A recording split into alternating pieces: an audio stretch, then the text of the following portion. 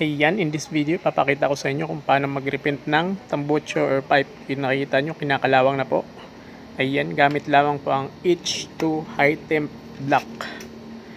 Samurai po yung brand nun. Tsaka 120 na liha. Ayan, umpisan natin yung liha. Ayan, pagkatapos, hinugasan ko pa yan. Kung nakikita nyo, medyo basa pa. Tsaka, kaya hinugasan natin para po kapit na kapit yung pintura. Ayan, matuyo na siya. Pagkatuyo niyan ay pipinturahan na natin. Ayan po, shake before use. Ayan. Guys, ito yung pinaka-exciting part dito para makita po natin kung ano yung kalalabasan ng ating ginagawa po. Ayan. Dire-diretso lang po ang pag-spray. Ayan na po ang finished product natin. Ayan. At ayan, ikabit na po natin. So, nagmukhang bago na po siya ulit guys. So, sana nagkaroon kayo ng idea. Ganun lang po siya kadali.